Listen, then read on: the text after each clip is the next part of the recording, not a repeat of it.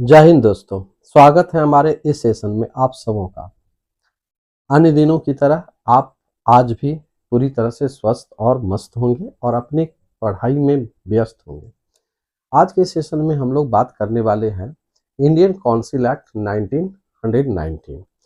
अब तक हम लोग कॉन्स्टिट्यूशनल डेवलपमेंट के सेशन में 1773 का regulating act, east India act 1784, charter act 1793, charter act 1813, charter act 1833, charter act 1853 और इंडिया गवर्नमेंट एक्ट 1858 और उसके बाद 1861 का जो इंडियन काउंसिल एक्ट था जिसमें पोर्टफोलियो सिस्टम इंट्रोड्यूस हुआ था और उसके बाद 1909 का जो मॉर्ले मिंटो रिफॉर्म्स एक्ट था उस पर बात कर चुके हैं और अलग अलग वीडियो में आप हमारे इस चैनल पर आप सबों को एकत्रित करके एक क्रमबद्ध रूप में उपलब्ध कराया है।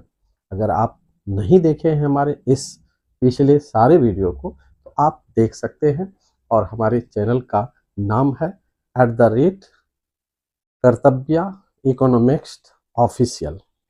याद रखिएगा और इस पर कोई आपका शुल्क नहीं है क्योंकि हमने यह बहुत ही जद्दोजहद के बाद इस चैनल को शुरू किया और मुझे लगा कि अब तक का मेरा जो लर्निंग एक्सपीरियंस है और जो एकेडमिक में और अपने एग्जामिनेशन पीरियड में अलग अलग उपाधियों को मैंने प्राप्त किया और कई एग्जामिनेशन को फाइनली जो अपीयर हुआ था जो स्टडी पीरियड में और अभी तक का सफ़र में जो मुझे लर्निंग एक्सपीरियंस हासिल हुआ उसी के आधार पर मुझे लगा कि हम अपने इस एक्सपीरियंस को आप तक कैसे पहुंचाएं और फाइनली यूट्यूब को मैंने चुना और मुझे लगता है कि आप लोगों के रिस्पांस से मुझे काफ़ी सफलता मिल रही है। भले इसका जो गति है वो काफ़ी धीरे धीरे है। चलिए आज के इस बातचीत को यहीं विराम देते हैं और हम लोग अपना काम करते हैं और आज का विषय वस्तु इंडियन काउंसिल एक्ट 1919 का है। तो शुरू करते हैं इंडियन पॉलिटी के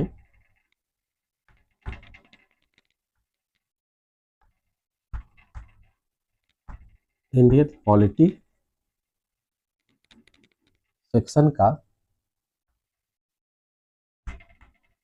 इंडियन काउंसिल एक्ट 1919। ये काफ़ी इम्पोर्टेंट है, खास करके भारत में कुछ ऐसे पॉलिटिकल कंडीशन में चेंजिंग हुआ। सबसे पहले इस अधिनियम को एक अलग नाम से जाना गया क्योंकि इस अधिनियम को बनाने का श्रेय तत्कालिक सेक्रेटरी जनरल ऑफ स्टेट जो मॉन्टेगू था वो और वाइसराय लॉर्ड चेम्सफोर्ड के सहयोग से बनाया गया, इसलिए इसका नाम मॉन्टेगू चेम्सफोर्ड रिफॉर्म्स एक्ट रखा गया। इसमें जो पहली बार कुछ विशेष बातों को और बहुत सारे संवैधानिक उपलब्धियों को यहाँ पर लागू किया गया था उसमें सबसे पहला था कि पार्लियामेंट्री डेमोक्रेसी की शुरुआत यहाँ से मानी जाती है क्योंकि इसी अधिनियम में जो द्विसदनीय विधायिका थी उसका कॉन्सेप्ट आया। साथ ही साथ यह भी कहा गया जो महिलाएं वर्ग थी जो जिसे वोट देने का अधिकार मिला।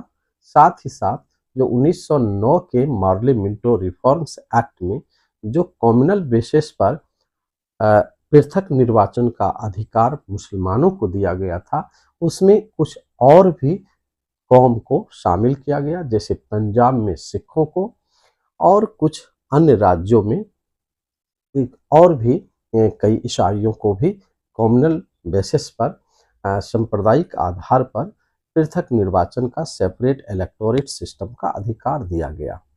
इसमें जो सबसे बड़ी बात थी वो ये था कि इस अधिनियम के माध्यम से केंद्र में और राज्य में अलग अलग शासन की व्यवस्था की गई और राज्यों में दो तरह के अधिकारों को दो वर्गों में बांट करके एक ट्रांसफर और एक रिजर्व सब्जेक्ट में बांटते हुए दोहरी शासन व्यवस्था की शुरुआत हुई। तो यहाँ पर दोहरी शासन व्यवस्था प्रांतीय स्तर पर लागू किया गया था।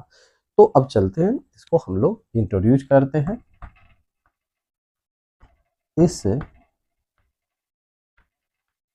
अधिनियम को मॉन्टेग्यू चेम्सफोर्ड रिफॉर्म्स एक्ट कहा गया। इसका रीजन क्या था? क्योंकि इस अधिनियम का फ्रेमिंग तात्कालिक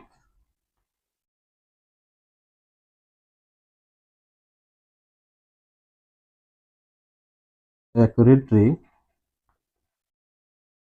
काउंसिल ऑफ स्टेट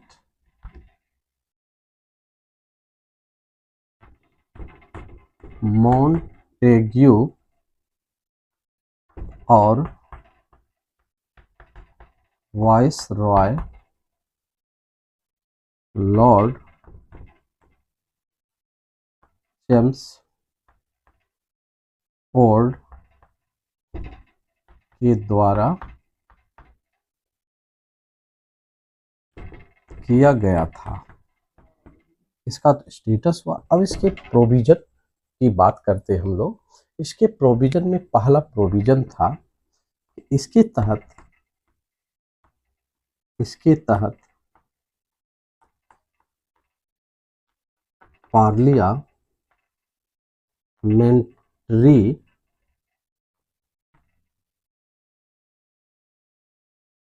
डेमोक्रेसी की शुरुआत हुई। दूसरा था द्विसदनीय विधायिका का गठन हुआ, जिसको बाइकैमरल कहा गया। ठीक है ना। तीसरा था प्रांतों में दोहरी शासन व्यवस्था लागू किया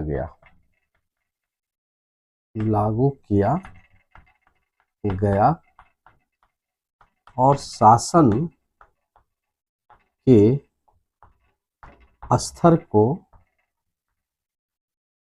आरक्षित और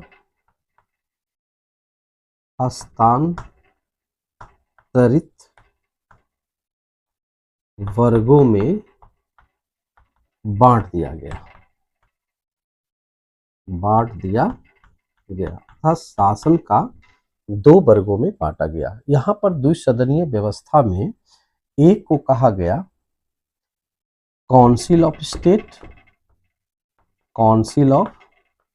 स्टेट और एक को कहा गया असेंबली, फेडरल असेंबली कहा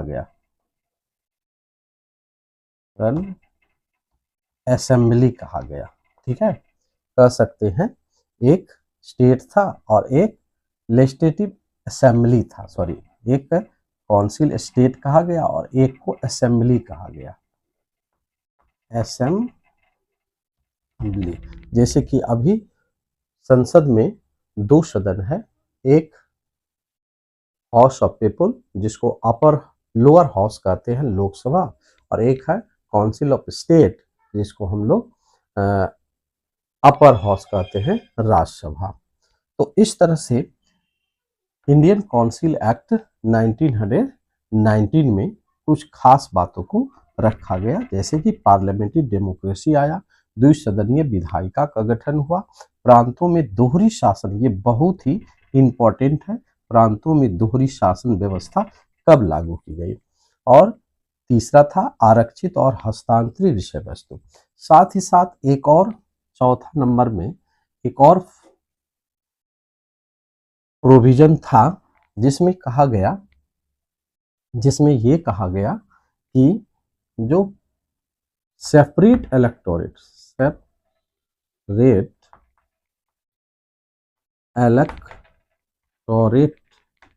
सिस्टम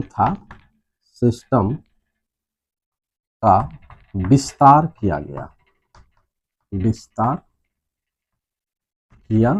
गया।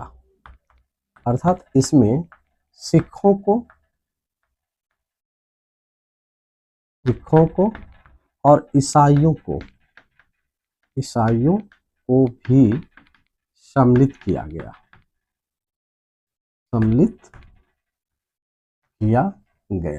ठीक है, याद रखिएगा, कुछ खास प्रोविजन था। अब हम लोग का नेक्स्ट अधिनियम आता है, इसको कहते हैं इंडियन काउंसिल एक्ट 1935। ये सबसे जबरदस्त काउंसिल एक्ट था, जिसको मिनी कॉन्स्टिट्यूशन कहा गया। क्या कहा गया? मिनी कॉन्स्टिट्यूशन या लिटिल कॉन्स्टिट्यूशन या स्मॉल कॉन्स्टिट्यूशन। स्मॉल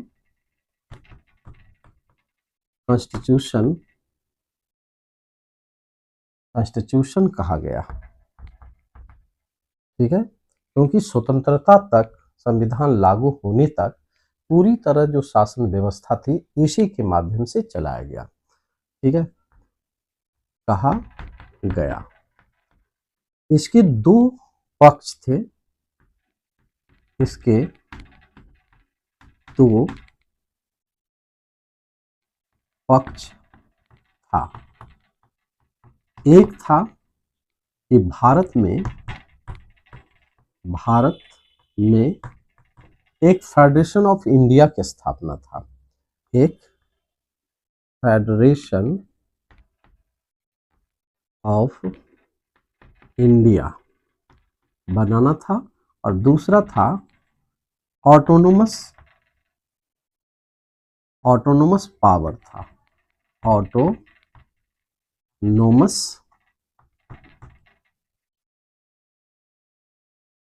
पावर का स्थापना था। दो व्यवस्था की गई थी। इसकी कुछ प्रमुख बातें थी। जैसे पहली बात थी क्या, इसमें एक अखिल भारतीय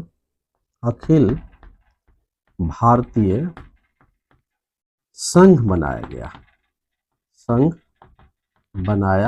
गया। यही बात फेडरेशन ऑफ इंडिया की थी। दूसरा था कि प्रांतों में दोहरी शासन को समाप्त कर दिया गया।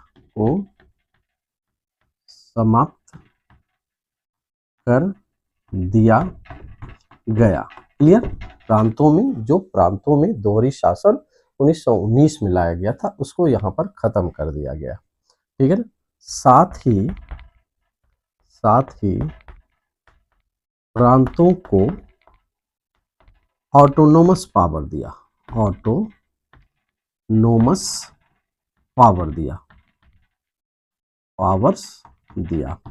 अर्थात यह स्वायत्तता प्रदान राज्य बनने लगा। तीसरा था केंद्र में दोहरी शासन व्यवस्था लागू हुआ। ठीक है, चौथा क्या था? चौथे नंबर का जो इसका फीचर था ये था कि भारत में या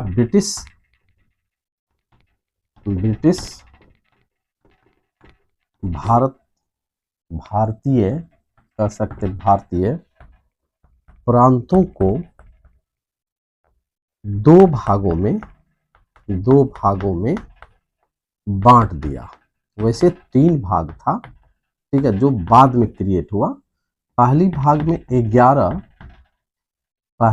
में 11 गवर्नर्स प्रांत था।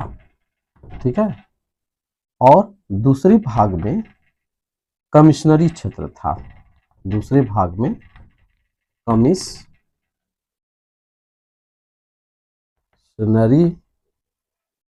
एरिया था। ठीक है। नेक्स्ट 5वां प्रोविजन था कि प्रशासन के या शासन के सभी विषयों को 3 वर्गों में बांटा गया। 3 वर्गों में बांटा गया। ये भी बहुत ही इंपॉर्टेंट था। इसमें 1909 में एक और प्रोविजन था, बहुत ही शानदार था, कि महिलाओं को वोटिंग पावर दिया गया, वोटिंग राइट्स दिया गया। ठीक है, याद रखिएगा, महिलाओं को वोटिंग राइट्स 1919 में दिया गया था। और यहाँ प्रशासन के सभी विषयों को 3 वर्गों में बांटा गया। जैसे पहला वर्ग था ए में यूनियन लिस्ट, इसको कहा गया यूनियन लिस्ट, जिस पर केंद्र सरकार का अधिकार था। दूसरा लिस्ट था स्टेट लिस्ट, जिस पर राज्य का अधिकार था। और तीसरा था कंकरेंट लिस्ट,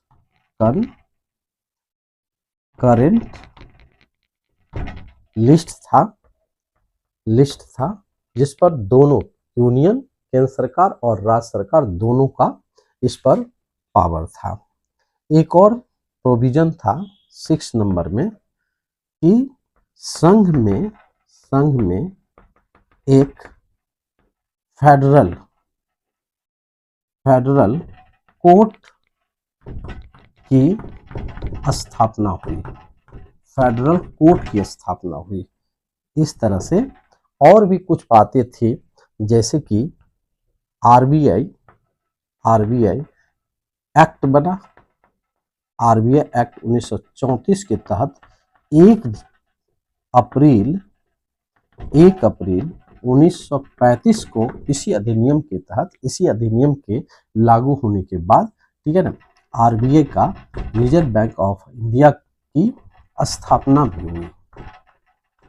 भी हुई। यहाँ तक कि बर्मा को भी भारत से अलग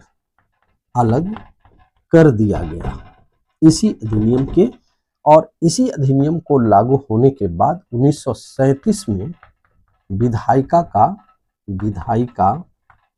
का चुनाव हुआ और फिर जाकर के जो 11 प्रांत बनाया गया था, उस गवर्नर प्रांत, उसमें 11 प्रांतों में से 6 प्रांतों में इंडिविजुअल गवर्नमेंट बनाया गया।